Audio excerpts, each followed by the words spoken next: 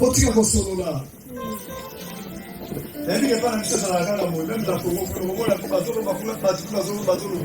Amen. Amen.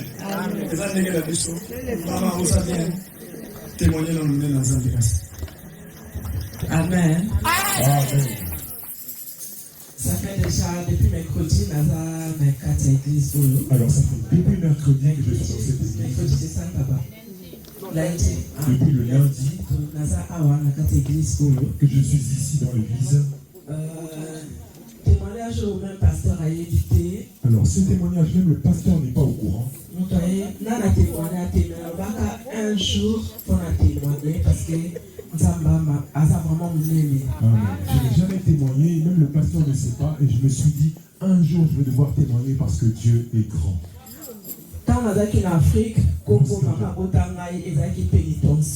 Lorsque j'étais en Afrique, ma grand-mère qui m'a mis au monde, c'était pénitentiaire. Non, ma maman qui m'a mis au monde. Alors, ma maman qui m'a mis au monde.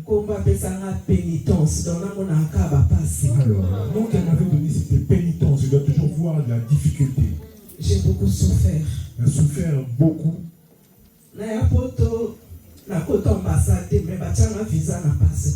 Alors, je suis arrivé en Europe, on ne m'a pas mis de visa, mais j'ai eu... On m'a mis le visa sans ma présence, en fait. Je suis arrivé en Europe, c'est par la grâce de Dieu. Sans ma présence, mais par la grâce de Dieu, je suis arrivé. Donc, la change à combo, na longola combat pénitentiaire, na tie combo ya grâce, na moko ta change à quand on a acte de naissance na la. Jo na tie combo ya grâce, na komo mona kaba merveille ya Nzambe, mobali motabinanga na poto, na komo mona kaba merveille ya Nzambe. Nzambe abundisi nga na poto, na simba mwana te, na zo mukanda te. Ça fait plus de 15 ans na poto, na sali 13 ans na zana mukanda te. Mais normalement, si vous avez 5 ans, il faut mukanda. Mais là, ça fait 13 ans, diable a bundisi nga na zo mukanda te. Na zemi, basi zemi, ezolongwa kaka, ezolongwa. Bazemi suka akana te moi. Moi, je suis au Rachel, au 7e zémi. Dans la 37 ans, je suis en retard. Quand on a aussi zémi à Rachel, 7e zémi, le docteur a dit qu'il y a des parce qu'il va annoncer un trop de curetage. Nous avons comment il trop embellé, quand il trop, et comment il est trop. Bangaki nanga soki na Suisse, lisusu zemi eza pona kufa. Quand on a zemi ya mwana na 7e zémi, na bengi camarade na moko na bisi na zemi, je pense on dirait tout en route à l'obis. Bazem ne suka akana 2 mois to zela, au moins 3 mois. Wana to yebike okobota. Na bombi zemi za basali na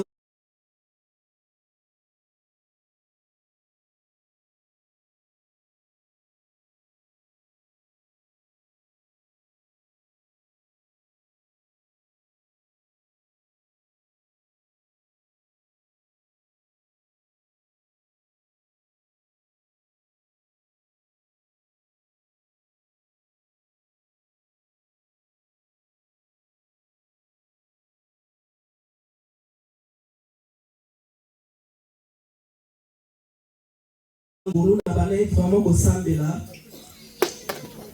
Tant on a boti mwana nanga na hôpital kaka, babotoli nga mwana na hôpital. Muta signalaki ngai papa mwana nanga alobi ke nga na zenkapa pona bokola mwana. Jo na obota bakosi nga ke pesa biso bebe na yo opema parce que outi kobota wana ka na hôpital. Quand on a lali na la moki va faire intéressant na c'est ba moi nanga ba bi madame on te donne pas l'enfant. Na lobi pourquoi? Parce que tu es incapable. Le lendemain ba bi singa na hôpital. Takela na ndako nanga te na keneke pa sœur nanga. Moi na tika na hôpital. Na bana ko sambela libumu na se. Pendant 3 jours on sambela. La kenda kutala mwana na hôpital, na zonga kana osambela na ogéner na prier vraiment makasi. Après, et comme on faut la mona juge, il faut la mona makaba né, makaba pour ba besoin de moi, il faut les kana ba procédure comme belé. nalandi ba procédure nalandi juge moto moko ayebisai nga po asala makambo apana alobi na nga moto asignale oyo eza papa mwana na yo na bandi kosambela mwana aza na hôpital na baplace mwana te. Are your emails boring your customers to sleep? Let's change that. Poster My Wall's new email maker. Etikala-ki 2 jours parce que soki asalaki 13e jour fallait pas placer la mwana na ma famille soki je sais pas comment ça se passe fallait pas placer mwana na nga Rachel wana zana na hôpital na kina otala ye na hôpital non sola na ye bébé penza mais na zongi mwana tika na hôpital na bina nzambe oyo eza 7e nzeli na nga mwana nga ba placer te na komise mio bazeli sise longwe kaboye oyo longwe te mono ba placer te na bana ekosambela na bana ekolesu te na olala boye libumu na se nasambela kaka nakomaki 11e jour etikalaki 2e jour baplace nga mwana balobi 13e jour foke mwana juge soki esimbi te baplace mwana nake na hôpital kosambela mwana asalita 11 jours na hôpital bazongisinga mwana 12e jour ntango na bano osambela na bano oloba nzambe akotisa confusion na bajuge na bango nyonso na hôpital bango tu nzambe akotisa bango confusion 11e jour bazongisinga ye mwana babi na nga mpona kende komona juge ntango nake kokutana na juge 12e jour juge alobi na nga mais madame vous faites quoi ici nakenda ye mpe na Rachel babi mais oye kosani awa soki bango bazongisi yo mwana ça veut dire que bango bamoni ke bazongisa na yo mwana na yo mais tu es venu faire quoi ici na okata likambo nini oyo likambo deja esi ekatani deja depuis na hôpital juge abengani nga kutu balobi na nga zonga na mwana na yo mais faut que porte bango plainte olandela bango parce que bakoki kojuge te na kobota nga na hôpital ke yo oyebi kobokola mwana te ezalaka te nga na komprenaki ke ezalaki diable mwana bazongisinga mwana nga mpe tozongi na ndako ekomi nazwa mokanda diable atelemeli nga lisusu passeport ya mwana aza française mpo tozwa passeport tosali 2 ans passeport ebimaka te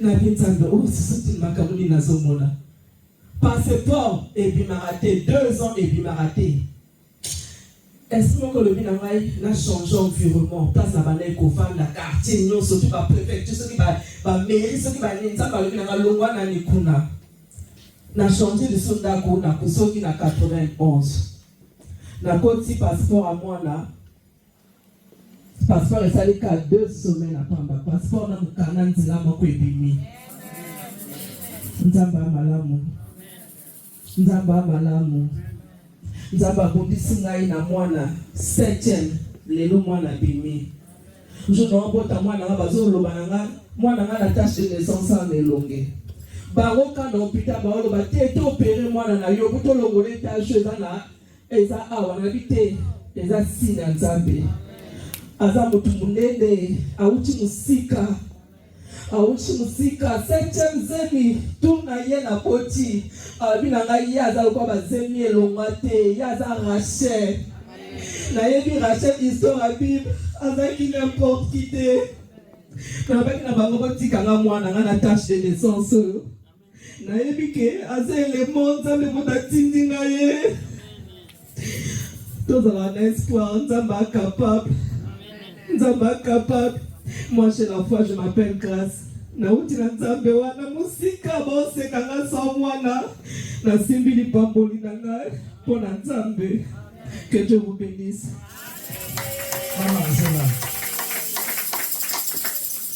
Nzambe apesi yo mwana na pasi.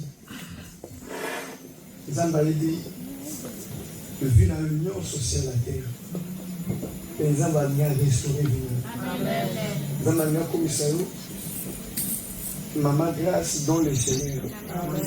Nzambe alingi apesa yo kombo po eleki bakombo komi moma nzambe agir na vino yayebi te ndeni esalemi ke okoma mpe parmi bana ya wabesa na kani nzambe amemi yo esika oyo aza na transformation moko amene na kati na vino mpo na nzela na yo eza na bamama eza na bajeune sœur ils ont un jeune frère, ils ont un papa, au baron de Amen.